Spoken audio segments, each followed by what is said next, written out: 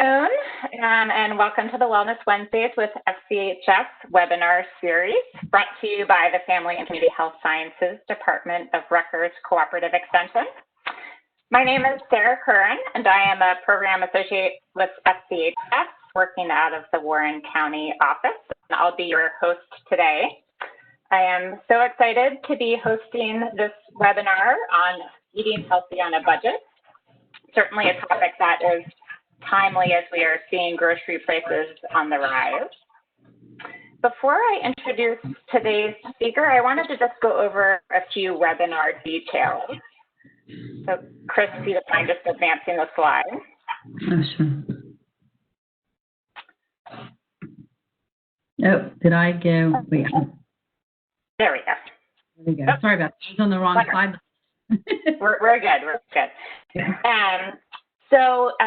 As attendees, you are all muted and your videos are blocked. If you do have any technical questions, if you could go ahead and post those in the chat box.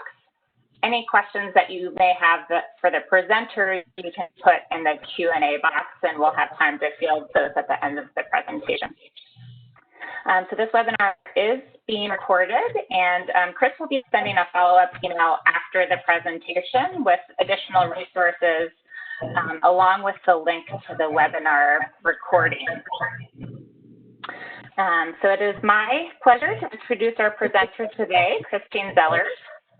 Chris is the Family and Community Health Sciences Educator of Cape May County for Rutgers Cooperative Extension, where she presents wellness, nutrition, and fitness information to the Cape May County community.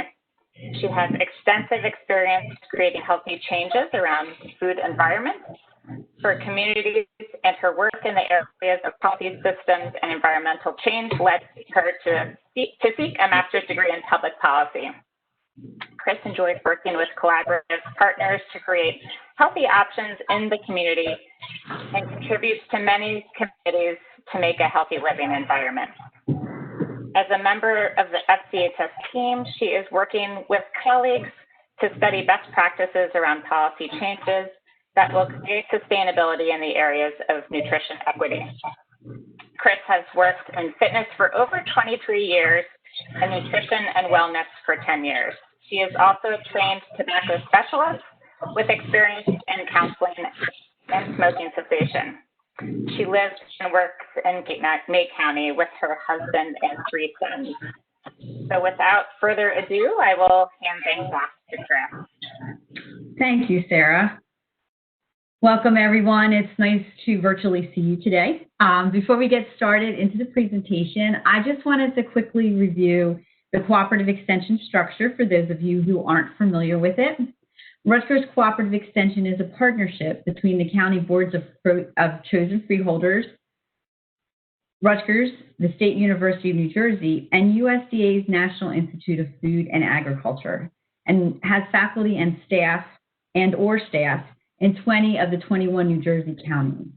We're composed of 3 departments, which include Agriculture and Natural Resources, 4-H, Youth Development, and Family and Community Health Sciences, or FCHS. FCHS provides outreach in New Jersey and beyond, on topics related to nutrition, chronic disease prevention, food safety, and overall wellness. We hope you will visit our website for nutrition and wellness related resources and follow us on social media. Today's discussion is eating healthy on a budget, and as Sarah mentioned, that's getting increasingly more important these days as we see food prices rise and limited ability to access certain foods. In today's discussion, we have three objectives that we're going to cover. We'll look at the search for healthy foods and how eating healthy food doesn't have to be expensive, how to make healthy food cost effective by being an informed consumer, and how planning can help you to be healthy and to save.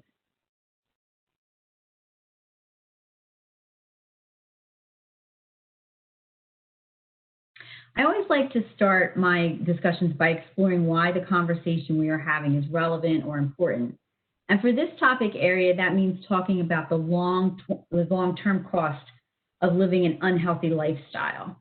So while living in the moment is wonderful and eating inexpensive, unhealthy meal may seem like the best choice at the time, it's important to realize that poor health now or eating poorly now can have significant costs down the road, not just on your wallet, but on your health and your quality of life as well. Poor dietary habits can lead to obesity, and according to the Center for Disease Control, the CDC, 1 in 5 American children is obese, and 1 in 2 adults is obese. Obesity, in turn, can result in chronic diseases such as heart disease, diabetes, cancer. The CDC also reports that 1/4 of Americans are too heavy to join the military. So they might not be obese, but they're heavy enough that they can't, they're overweight enough that they cannot become a member of our United States military. U.S. healthcare costs related to obesity is estimated to total $147 billion per year. And lost productivity and poor quality of life are also associated with obesity. Eating high caloric, inexpensive food fulfills an immediate need, like I said, but it also can cause you to become overweight, obese, and it could be detrimental to your quality of life. So doing that drive-through, something that's quick and easy, seems like it's inexpensive. It could be costly down the line.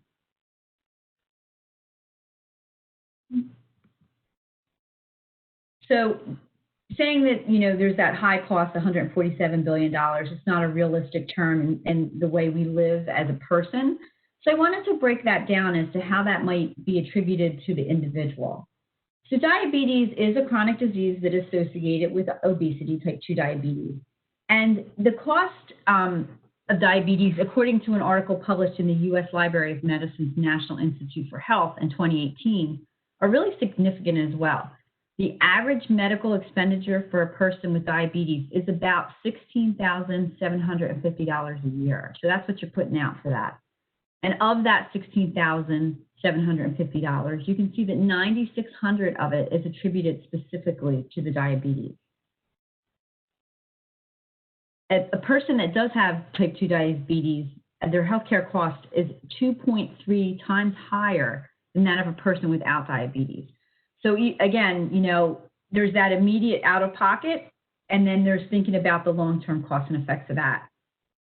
The total cost, again, is $147 million over a long term. So it is expensive when you think about in terms of what you're putting out of pocket long term and not just the immediate. So let's talk about the search for healthy food. I get the argument a lot. For some reason, my slides are not doing what they were told to do here. Stuff's popping up before it's supposed to, before the signal.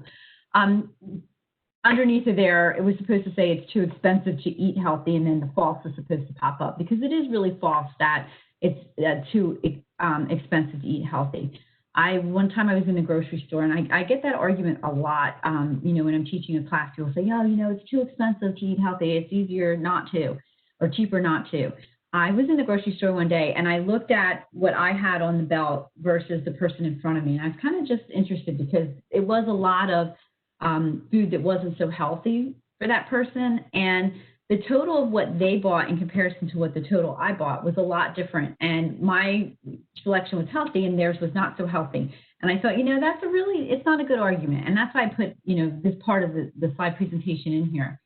I wanted to make sure people understood that there is a way to eat healthy and inexpensively. And if you really look at the cost division, it's not what you think. So let's look, again, Sarah, do you know? I don't think that function's going to work on this, Chris. Yeah, I think that I didn't realize that when I did it. So again, sorry, everybody out there. This is a meal cost comparison. And if you look at the meal cost comparison between these two different meals, I obviously didn't want to call anybody out, any institution out for their fast food meal. But this is the breakdown of on the left-hand side, is the breakdown for a fast food meal for 4.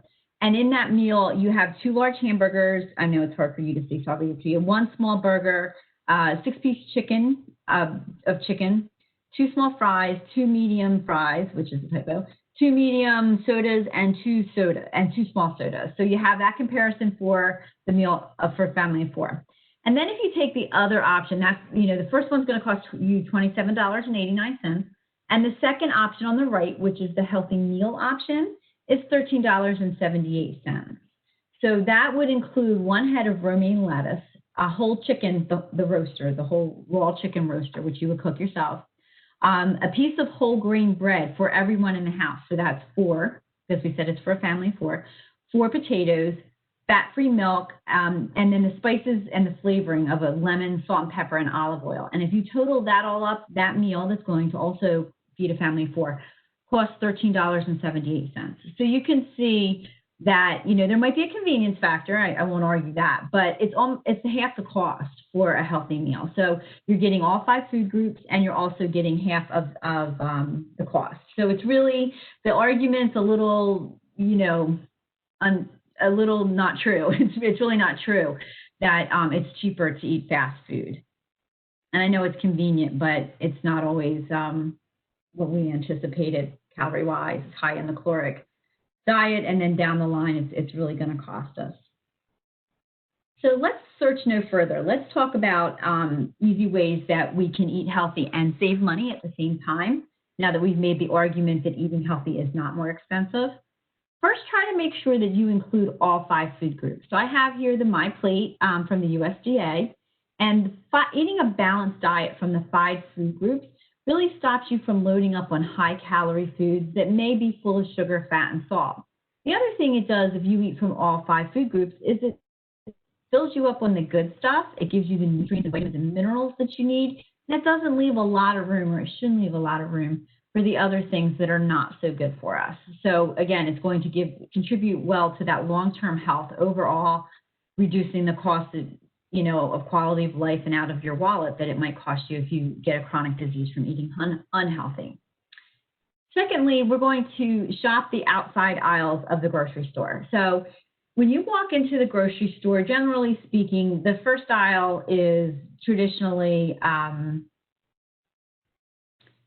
it's the produce aisle. So produce, fresh vegetables, and then the back of the aisle, the back aisle in the back of the store is going to be meat, usually. Sometimes it's dairy.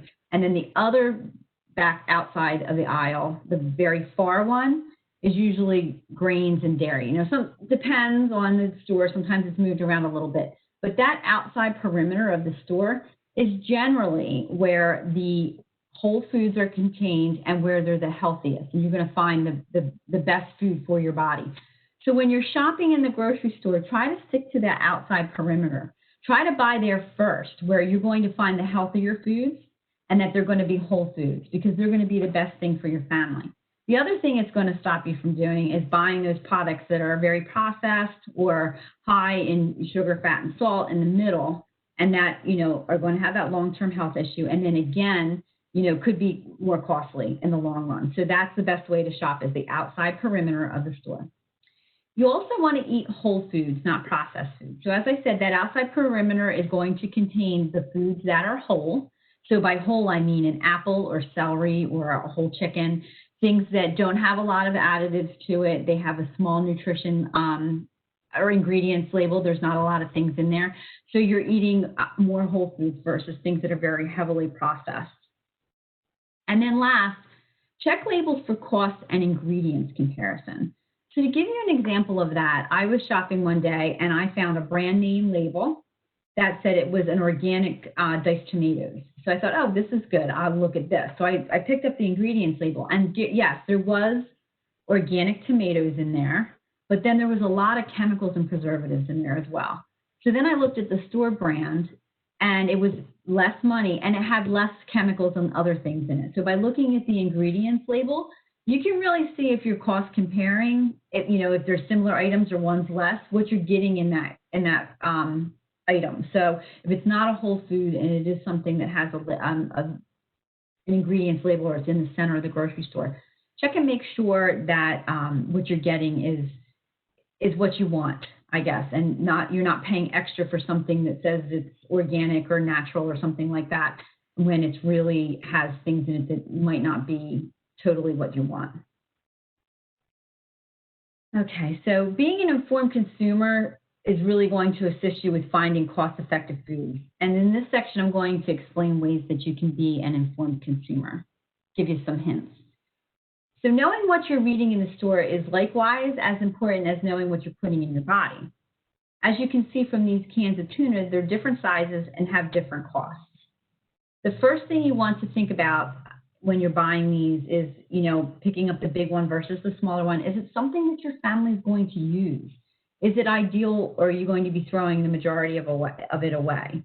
So with a bigger can, oftentimes we find that, if you buy something in a larger quantity, it's less expensive per unit, but it might not be what you need. So consider if it's something that you really need and it's the best purchase for your family, so it's most cost effective. Secondly, look at the colors on the shelves and the tags down the bottom. I don't know if you can see my spinning arrow here, but down the bottom on the yellow tag, in the yellow area, that's the cost you'll pay at the register. And right away, you can see the smaller cans are less money. So that's obvious. Sometimes usually if it's smaller, it's going to cost less money. But where this becomes important is in the white area. So as you look over here at the white area, you can see that the larger can is $4.12 per unit, and the smaller is $3.58. So in this scenario, buying the smaller can is still still costs less. Sometimes that's going to be opposite. So if you look at those cost comparisons, then you'll have a better idea of what you're getting per unit, and if it's compared to the bigger size, which one to use it on. Now, one thing to be aware of too is make sure that they're comparing when they're saying this is $3.58. What is that for? Now, I zoomed in, and I can't do it now so you can see, but it says per pound. So they're both comparing the tuna per pound. So they are equal measurement comparisons, but sometimes that's not always the case too. So you want to make sure that the comparison is the same when you're looking at that. So to take that a step further, if you'd like to figure out how much the cost per serving is on a product, it's not really difficult. You simply divide the price by the number of servings on the container. So you can see I have circled on the nutrition facts label the number of servings per container, which is 8 on this one. And so what you're going to do is you're going to divide the price by the number of servings in the container, and that'll give you which product has a lower price. So if you were to look at that big can of tuna and the little can of tuna, you could break it out that way. And I wanted to give an example, and hopefully this will, get it lined up. I wanted to give this example to further explain this. So to follow up on the previous slide, here's a breakdown of how you might compare green beans that are frozen, canned, and fresh. And you can see down on the left here, I have frozen, canned, and fresh. And then across the lines, you can see that under the equation part in the second to last column, that the area of the graph price is divided by the number of servings, which then gives you the price per ounce. So we're taking the number of servings and dividing it out. The costs are very comparable, but the price per pound for canned is the least costly, followed by frozen and then fresh.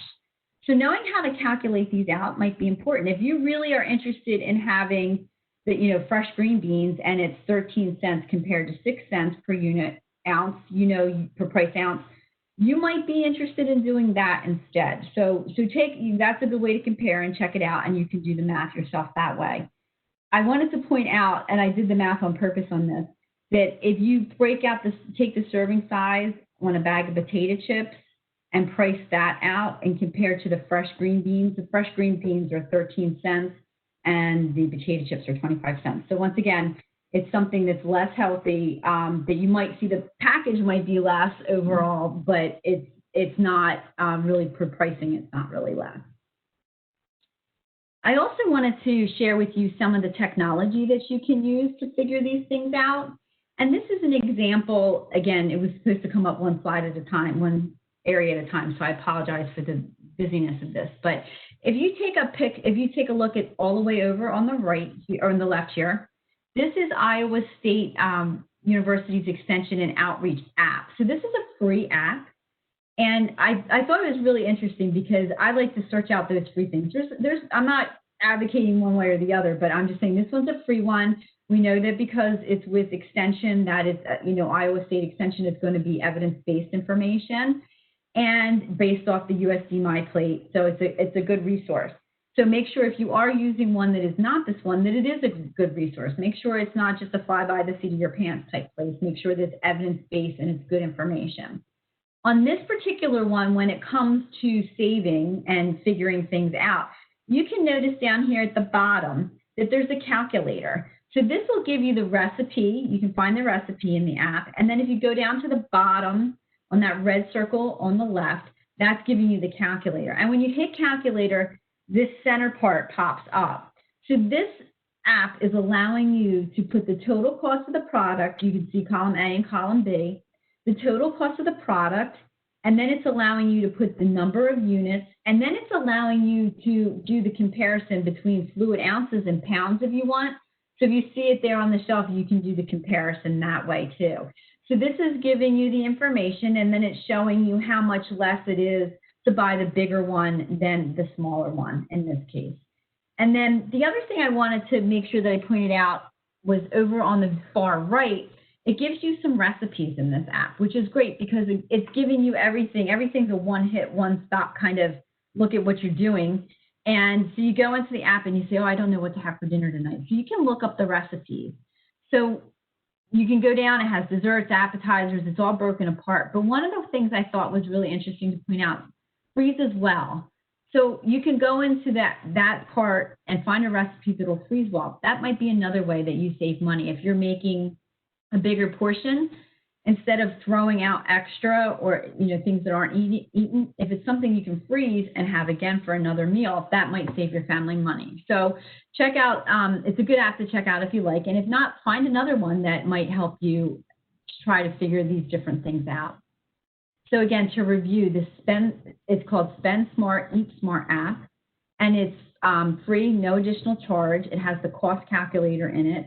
It has recipes. It has cost of individual recipes, so it breaks them out for each recipe, how much it's going to cost you. And that's great when a recipe does that because it gives you an idea ahead of time whether or not it breaks into your budget. And then activity tracker and other fun features are included too. So if you're looking for an inexpensive way to have an activity tracker, that is on that app too, and it's a very nice app. I would be remiss if I did not mention to compare store brand versus name brand. So I pulled this up, and I just wanted to take a minute to point out that sometimes, yes, the store brand is less, but sometimes it's not. So it's good to check again. Look at those labels. Look at the store, shelf labels, and find out which is which. Sometimes it's a preference thing, which is fine if it's an area that you find you really want that name brand. But a lot of times they're very comparable or the same. So check that out. Make sure you're looking at the store brand because that might be a less expensive option for your family.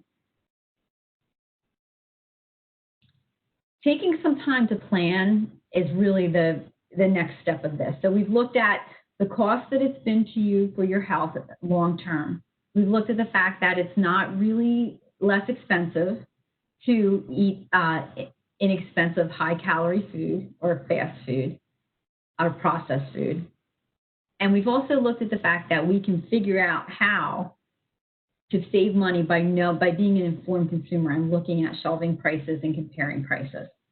So to continue with that, I want to talk a little bit about good old-fashioned planning. So you can see here we have the grocery list in the back there.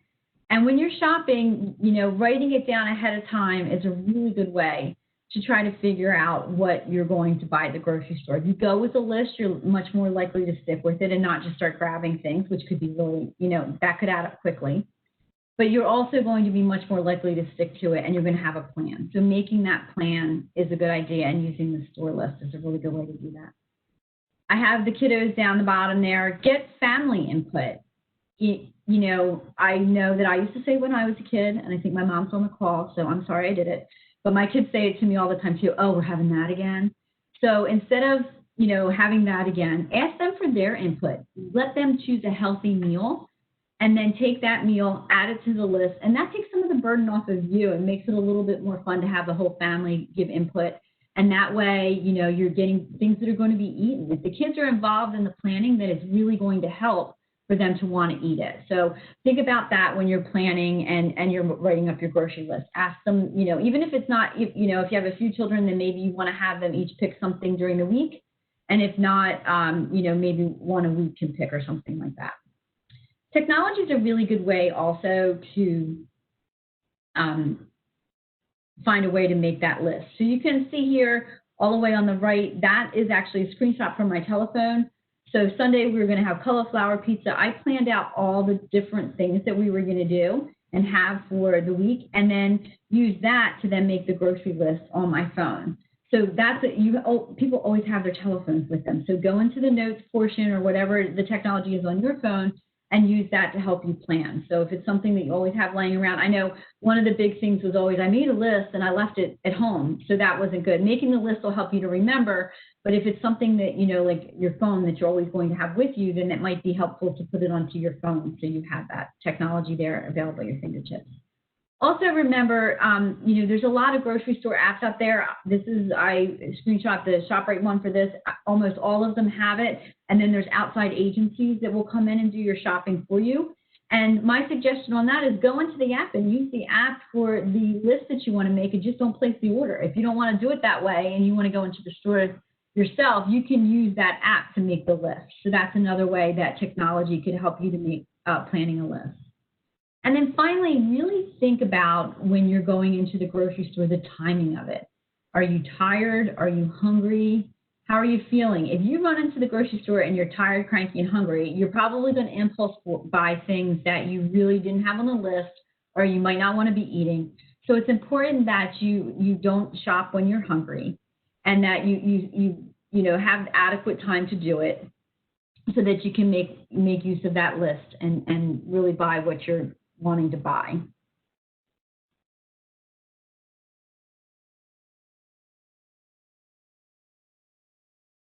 All right. Another topic I wanted to touch upon was how convenient is the convenience? And that's another question you need to ask yourself when you're doing the planning.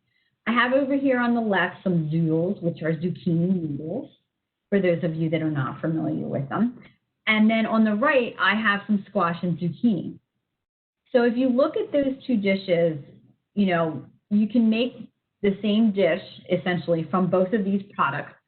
But what I did was I looked at the value of them in comparison, because the zoodles come prepared.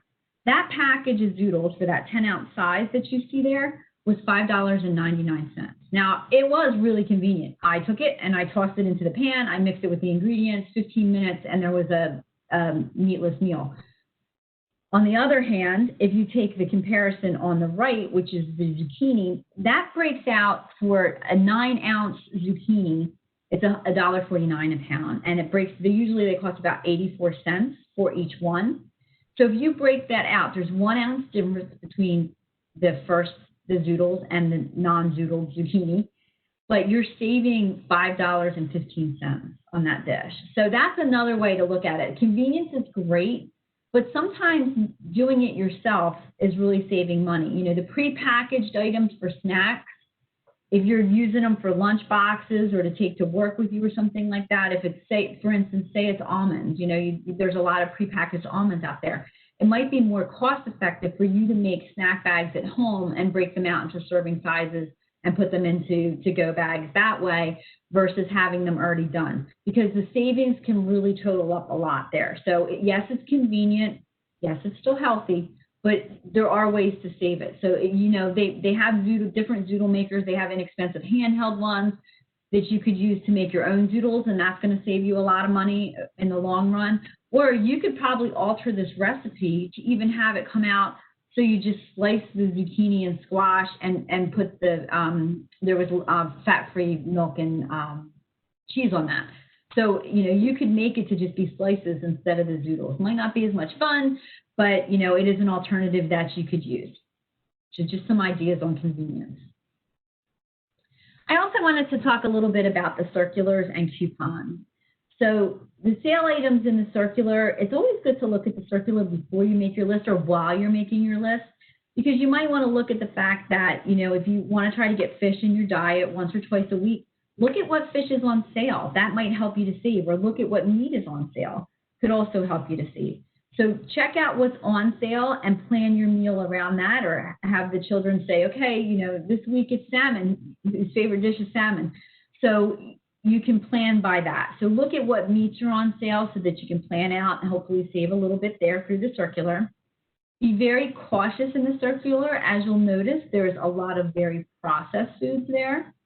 So you, again, want to make sure that you are not buying a lot of processed foods or overbuying them, where you're going to buy a whole bunch of things that are really going to, you know, be high in calories and fat, sugar and salt, that might not be so good for us. The other thing you want to look at is the produce. A lot of times the produce that's in the circular, especially this time of year, might be local produce. So that might be more cost effective for you to buy it if it's local and in season versus something that's being shipped and might cost a little more money. So look at all those factors as you read through it and see what sale is on. With couponing, a lot of times the coupons might coincide with what is on sale. Again, you want to be cautious about what you're couponing for. So if you're finding things that are going to be processed and not necessarily that healthy, that's more where the coupons lean towards. So make sure you're not using the coupons in that direction and taking money away from healthful food that you could be eating. Also make sure with the coupons, if you're going to use one, take it to the store and see, because maybe that store brand is cheaper still or less expensive than the name brand, even with the coupon. So that's a good comparison to make as well. And then finally, what I'll say about couponing, because it usually comes up when you're talking about couponing, is extreme couponing. When you do extreme couponing, that's fine. If there are products that you need and you are going to use, that's fine. But make sure you're not loading up on a bunch of products that you're never going to use and are just going to be taking up space somewhere, or products that you are going to have, again, that not so good food, that processed food that might not be good for your health, and then you find yourself consuming a lot of that. So if you can find a way to make the coupons work in your favor and get things for free, all the better. I would say a lot of times it's good to look at, you know, the detergents and the cleaners. A lot of them will have coupons in there, and that might hook up with the circular so that you can use them together and really get a bonus out of that. So that's a good way to look through those. So in review of what we've talked about today, you really want to make sure that you plan time to go to the store, as we discussed. When you go hungry and you don't make a list, you tend to not save money. So there are things that you want to keep in mind. Look at the cost of the convenience and see if there is really more cost effectiveness to the way you're shopping. You know, are you buying a lot of prepackaged things that for out of convenience that maybe you could spend a little bit of time making? That might really add up to a lot of money in the long run.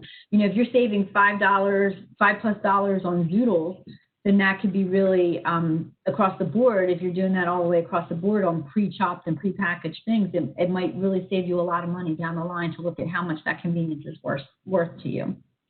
Educate yourself about products before you go to the store, and make sure to compare items when you're shopping. So if you're in the store, go ahead and do those comparisons and make sure what you're getting, whether it's store brand or brand name, that it's the best buy and it's the best for what your family needs. Find a useful resource and use it to assist in planning and comparing. So whether it's that piece of paper list that you take along to the grocery store, your phone, whatever the technology or not technology is that you want to use, that's a really good way to get to the grocery store, and keep in mind that you'll stay on track better with that. If you can find a useful resource that assists you, like I showed the app, that's a great way to do it too. There's a lot of things out there these days that can help with those type of things, but remember to make sure it's from a reliable, evidence-based source. And remember, it's only a good deal if you need it. Don't just buy it because it's there. That's kind of the same idea as going to the grocery store hungry. You're going to buy a lot more things that you don't need. Shopping and eating healthy, it really doesn't have to cost a lot, and it can be really beneficial for you if you take a few minutes to plan it out and think about the long-term cost of it. Remember, in the beginning slides, you know, staying healthy is really important, and having that benefit of not having to put money out on healthcare expenses. Think of all the great things you can do if you don't have to put those expenses out, and where else you could use your money. All right, so I did see a few questions pop up. I know Oh, sorry, I'm so used to hitting the return button, I keep hitting it. Here's my citations. And then I just need to tell you that as a university, Rutgers learns a lot about how well we are reaching our diverse audience through polls such as these, and they help us to inform our department about a presentation's usefulness. Oops, I lost it. The poll popped up. It helps to let us know about the usefulness of the presentation, which ultimately assists with future programming and planning. So it tells us what you want to hear. You're not required to complete this information. However, if you choose not to answer a question, please select Prefer Not to Respond. There's a total of 10 questions, so please refrain from hitting a submit until you've completed all of them. And I look forward to hearing your questions after the poll. Just reminder that if you have any questions, please place them in the Q&A box. And I appreciate you all filling out your surveys. Great. Thanks so much, Chris. I think we all learned a great deal about making healthy eating cost-effective, and I especially liked the Iowa State app that you shared. I hadn't seen that before. Yeah, isn't that neat? I know. I like that a lot. And I was like searching something out, and that popped up. I'm like, that's awesome because it's Iowa State. So, yeah, and it's really comprehensive. I mean, it really covers a lot of different things. I didn't go into all the details, but it's worth checking out. Yeah, very helpful. So, something I think I'll probably download myself. So it looks like about, let's see, just a third of you have finished the poll. We're going to keep this up. It is set for 10 minutes, but it shouldn't take you all that long. And while you all are answering those poll questions, we do have a couple questions that came through. So Dawn asked, what about finding some of these healthy ingredients in food deserts where it's hard to get to a market with healthy choices? Any advice there? That's a great question. So I don't live in a food desert, fortunately. However, I live quite a distance from a lot of, I think it's 30 minutes to get to a Target or something like that for us. But one of the things I do is I do some app shopping. So, sometimes you can get really inexpensive things by going to different apps, and a lot of them are delivering for free. So if you can't get spices, I'm having a hard time. I ordered a spice the other day from the grocery store to get, and I couldn't get it. They didn't have it. And I think a lot of people are finding things are out of stock and whatnot. So it might not hurt to check out an app that, will do a free delivery to you or something like that. Also, dollar stores are a really good resource. A lot of times the Dollar Generals or the dollar stores, which are in a lot of different locations now, will have inexpensive spices and ingredients that you can use. A lot of times spices will even be $1. And my son just went off to college and he asked me that. He's like, Mom, I need garlic powder and this and that. And I said, well, try, if you want to get it inexpensively, you can try the dollar stores or the, Dollar General type places, or even, Targets and Walmarts and stuff like that. You might be able to get them online and order them and have them delivered for free. I don't know if you have anything to add to that, Jen, if you have any other ideas. Yeah, I think that's great advice. And I think certainly you are working in the area of policy systems and environmental change that's kind of addressing some of these larger barriers to eating healthily. So definitely a great question put in there. Yeah, and I know when I was working with corner stores, we were trying to get, the areas of food deserts to stock healthier food. And one of the biggest barriers is it goes bad because people don't purchase it.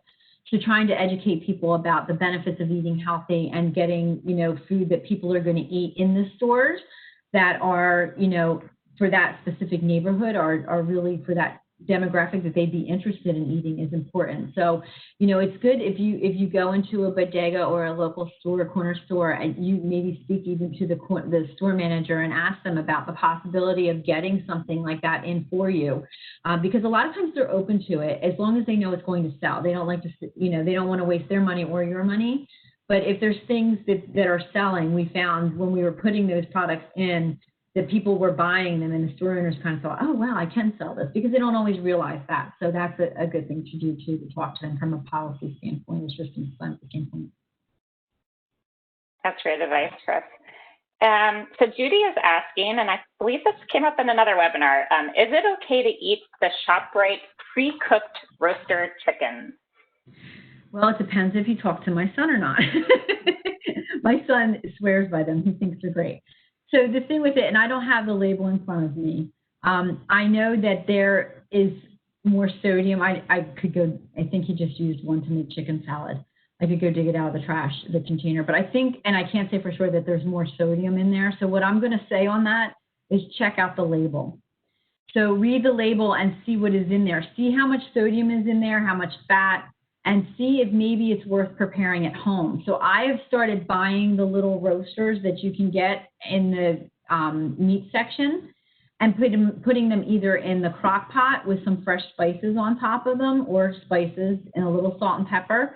So you can cook it in the crock pot that way, or putting it in the oven and letting it roast. And my family loves it that way. And it is very, very good. Now, I know convenience-wise, it's easy to pick that up. But again, I would recommend you check the label to see what you're getting in that and see how much, if there's a lot of added salt and fat in that. You know, I don't know what they're doing to prepare it. And if you think it's too much for your diet, if it's, you know, increasing your sodium levels too much, then maybe you want to go ahead and make your own so that you just put spices on top and get that flavoring. And again, you can put it in the crock pot. It's not going to take a lot of effort to squeeze that little guy in there and get it roasted. Right, and a lot of that sodium and saturated fat is going to be found in the skin as well. So, you know, if convenience is your kind of choice there, then perhaps removing the skin before eating it could reduce that saturated fat and sodium intake a bit as well. Absolutely. So if you have any more questions, go ahead and you can put those at this point either in the chat or the Q&A. It looks like just about 80% of you have finished the poll, so that has another couple minutes left. While they're finishing that up, I just want to promote our colleague Michelle Brill is going to discuss what's on the nutrition facts label. Michelle was originally scheduled to do that on a Wednesday, but because of the hurricane that swept through New Jersey and took everybody's power out, that was rescheduled for this Friday. So if you were scheduled to be on that webinar, then please sign up to join Michelle again. I think that it's really going to be a great discussion. And then next Wednesday's conversation is going to be with Luann Hughes, and she's going to discuss quick and easy ways for families to eat more fruits and vegetables, which is always a tough one to get them eating. Awesome. So it doesn't look like we have any further questions, but we do certainly hope you can join us this coming Friday and then again next Wednesday. And we hope that you enjoy the remainder of your week. Thanks so much, Chris. Thank you. Thank you, Sarah, for supporting us. Thanks, everybody, for joining.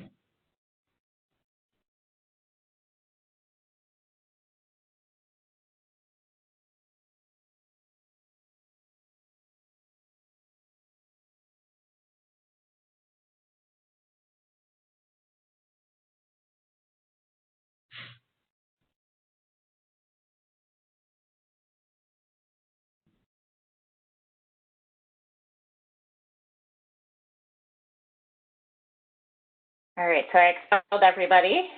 Okay, I'm always like waiting. Because they like stay in too, they don't leave. I know. So yeah, so we found that out the first couple ones that we did too. So you can click on select all of the attendees and just expel them all at once at the end. We had a couple cases where like the presenter and host kind of just started chatting about stuff, and there were still a good handful of attendees on there. In fact, I had somebody email me. Right? I know, both before and after the presentation. So, did I tell you about the naked guy I had? What? No. Yeah, so he wasn't totally naked, but it looked like he was. So we were doing the Eat What You Grow, me and the PA for ag, and he wanted to show her his basil. So he's like, right away, he's like, here up, I can see, right? And I'm like, he's like, oh, he's telling me his name and everything. I don't know the guy, like found it in the newspaper. And something just went off in my mind as soon as you said, I found this in the newspaper. I thought, oh my gosh, like this is like one of those things that could happen, like, right. and there's crazy stalker. And I'm thinking, this is really odd. So then he goes, I want to show you my basil, Jen. And he starts walking over, and as he does, he turns it around, and he's like in his bathing suit, but he's like huge, big old guy, right? And it looks like you can't necessarily see his bathing suit the whole time, so you think, oh my gosh, is this guy naked? So then he became naked basil guy. Wait, so what were the other attendees' reactions? Like you could kind of see, because you could see them, and they're kind of like. So then now, we had to go can you back shut somebody's camera off? I don't, at that point, I don't even know if I could have. I really don't think I could have, it was like early in the game. And so we had to go back, and Jen's like, you're going to have to cut him out of the video at the end because you can't have him, because it was really, for a minute there, I was like, oh my gosh, does he have anything on? That's crazy. Yeah. I mean, that really happens to me. No, like that's a legitimate